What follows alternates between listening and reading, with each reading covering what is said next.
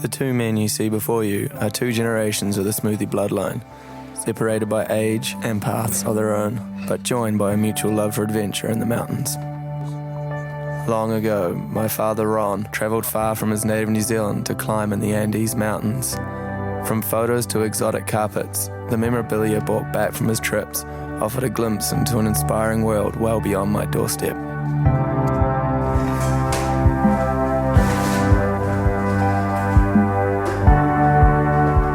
Now, many years later, I am travelling to Bolivia to retrace the climbing steps of my father and hopefully lay fresh ski tracks on the descents. I endeavour to discover how my father's previous life has influenced my own. Whether he knows it or not, his past has shaped my present.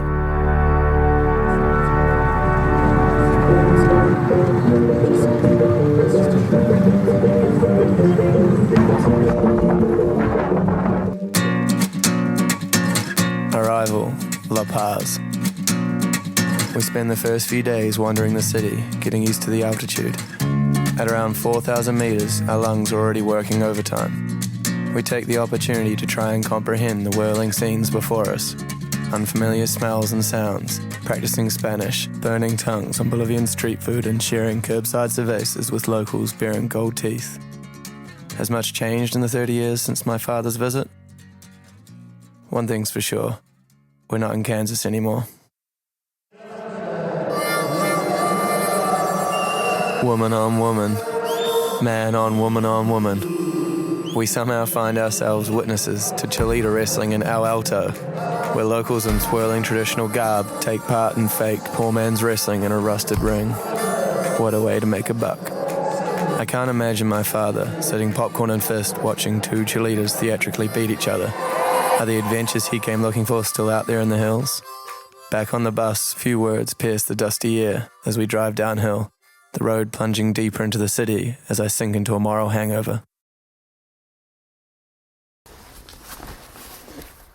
Packing for the Condori base camp, my heart is glad to leave the city. I have loved our wanders through La Paz, but the shrieks and smog are not for us. We long for fresh air, thinner though it may be.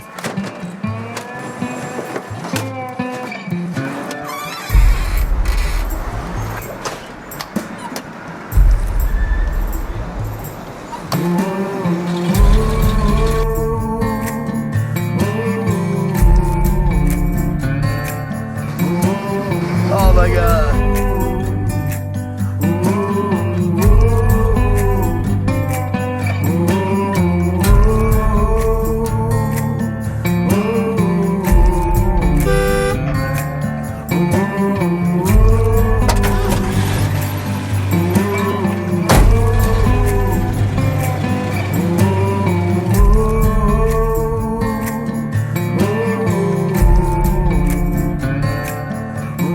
It's so beautiful out here, like the New Zealand I left 7 months ago. This could be where I grew up, if it wasn't for all the damn llamas.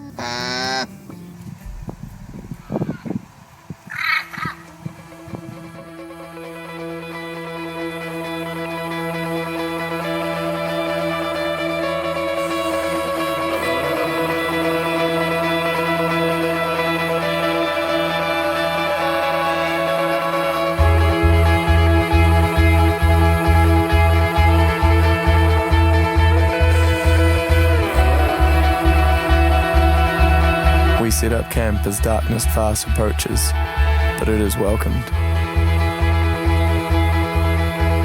We are exhausted, all our heads smash makeshift pillows as wild dreams mix in the cool, dry air. Altitude plays with the mind in funny ways.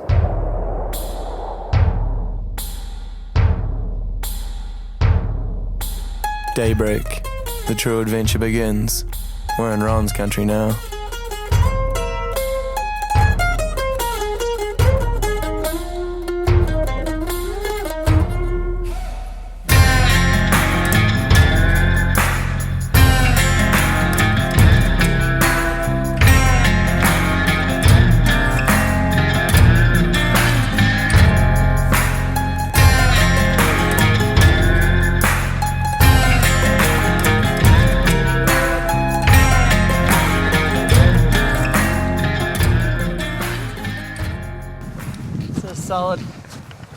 kilometre further into the sky than I've ever been before.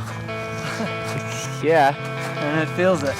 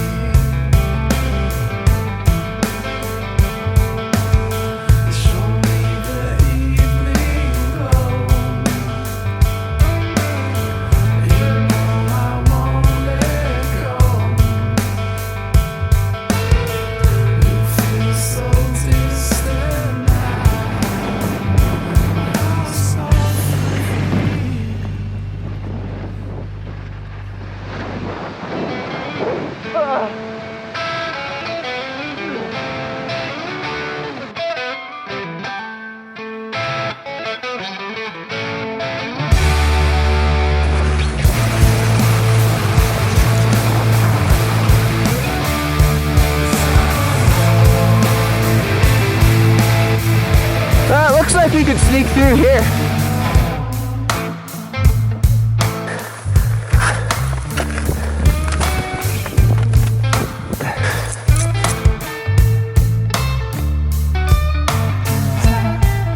Woo!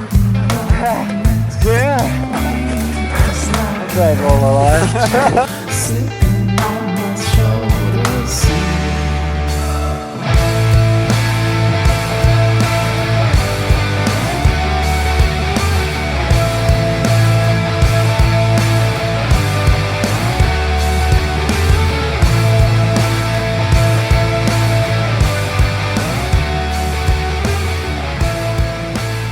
Back at camp, staring up at our peaks, there is a quiet contentment knowing we played in the same grounds as my father. Though I can't imagine coming all this way not having skis. The gear, the style, much of this has changed in the years since my father's ascent. But as we sit next to the campfire heating up our prized spaghetti bolognese, I look around, beautiful mountains and good friends. I recognise the important things have remained the same, an honest old-fashioned adventure and a good crew to share it with.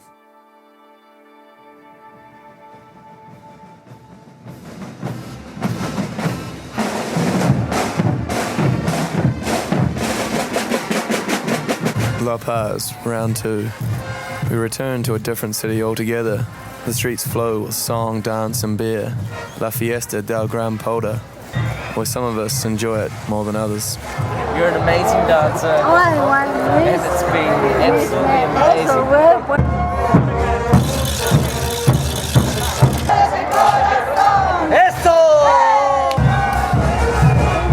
You've got an amazing hat, and the dress is amazing. Bonita!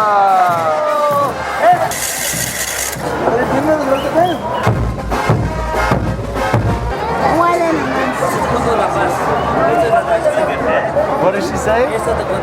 Well, it was unanimously decided that it was time to get back to the mountains. A groggy but quick resupply at the local supermercado, and it's off to our next objective, Juana Potosi.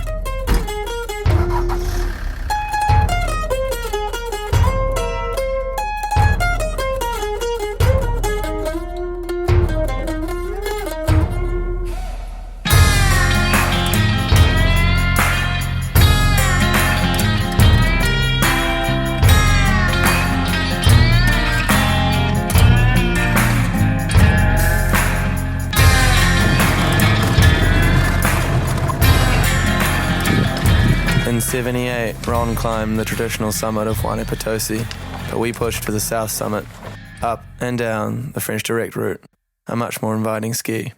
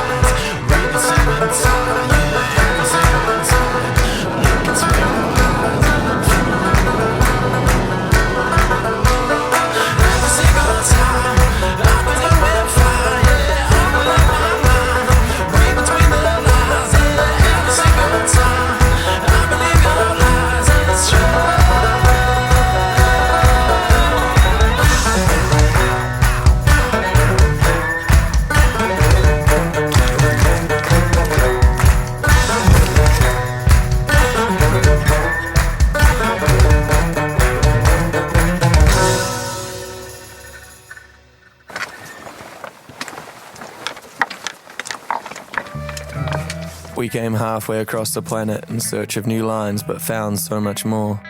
The peace in the mountains, the vibrant culture, that true spirit of adventure my father lived so many years ago. But overall, it's the people you were there with that matter most. These true brothers in arms. Just don't tell my father he was right. I'd never hear the end of it.